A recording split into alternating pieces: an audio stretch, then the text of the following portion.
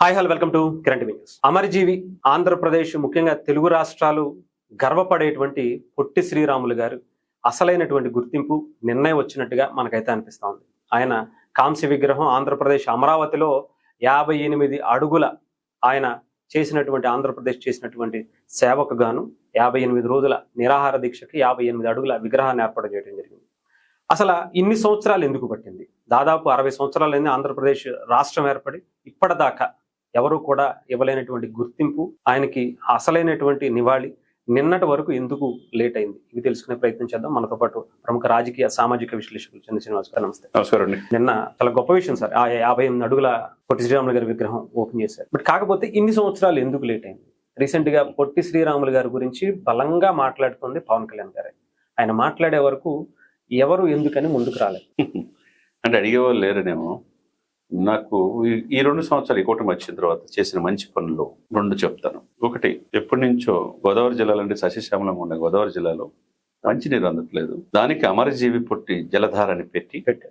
68 లక్షల మందికి నీటిని ఇచ్చేయడానికి సెంట్రల్ తో మాట్లాడి ఒప్పించిన పవన్ కళ్యాణ్ గారిని పెట్టుకోవాలి. అతి ముఖ్యమైనది.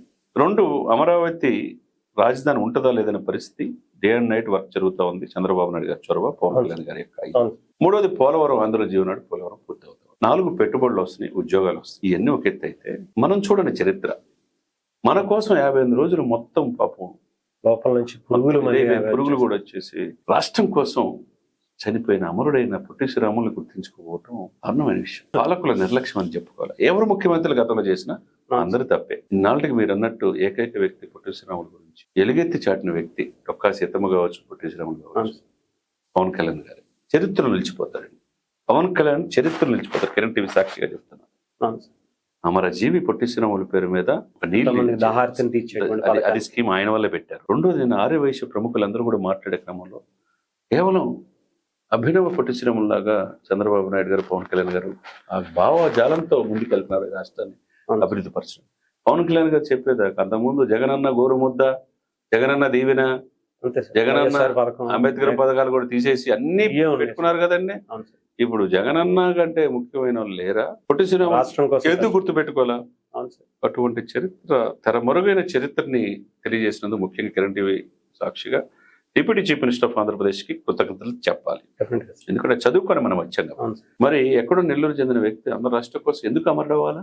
మిగతా వాళ్ళు ఉన్నారుగా. ఇప్పుడు 5 కోట్ల మంది ఒక రాష్ట్రం మద్రాసులని చేసిన సమయంలో ఆయన యొక్క ఇదిని త్యాగాన్ని గుర్తు తెచ్చుకుని ఒక పాఠ్యాంశం అవ్వాలండి. మీరు అన్నట్టు అమరావతిలో అన్ని విగ్రహాలు కాదు, అన్ని విగ్రహాల కంటే పొట్టి శ్రీరాములు తెలుగు వాళ్ళందరం గర్వంగా భావించాలి.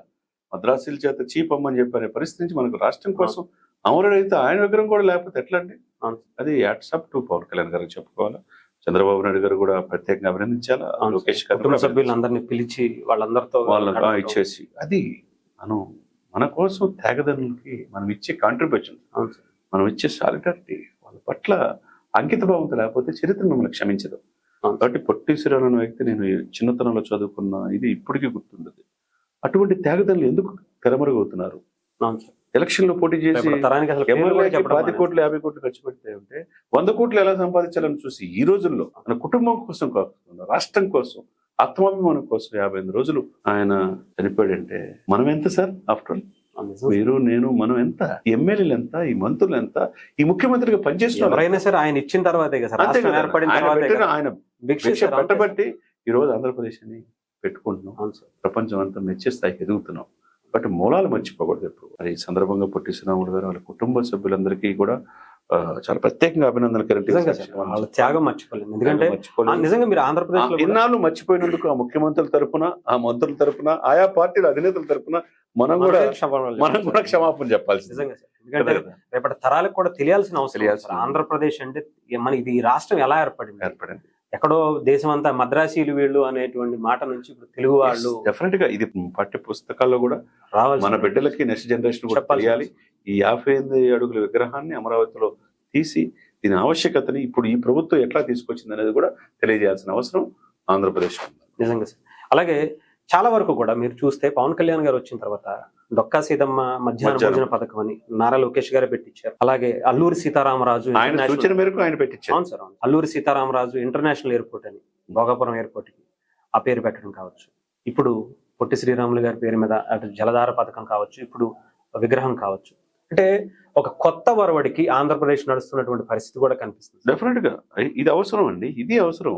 ఇప్పుడు ఎన్నో ఎవరు ముఖ్యమంత్రులైనా వాళ్ళ సొంత డబ్బులు సొంత వ్యాపారాన్ని తీసుకొచ్చి పెట్టేది కాదు. అవును సార్, అవును. శిలాపలకాల మీద వాళ్ళ ఫోటోలు వేసుకోవడానికి, అవును సార్. లేకపోతే ఆస్తి పత్రాల మీద వాళ్ళ ఫోటోలు వేసుకోవడానికి. ఇది రాళ్ళ ఎవరిది మీద వాళ్ళ సొమ్ము? ఫోటోలు వేసుకుంటారు. కాబట్టి మీరన్నట్టు సరికొత్త వరవడి. మనం ఎవరైతే మన త్యాగదనులు ఉన్నారో, స్వతంత్రం కోసం అమరులైన వాళ్ళు కావచ్చు, ఈ దేశం ఆ రోజుల్లో నేల కోసం కష్టపడి నెల కోసం కష్టపడి ప్రాణాలు ఇచ్చి మధ్యాహ్నం భోజనం లేకుండా అలమటిస్తున్న వాళ్ళ కోసం పాప యావదాస్తిని తాకట్టు పెట్టిన ఒక్క సీతమ్మని ఆదర్శం తీసుకోవచ్చు.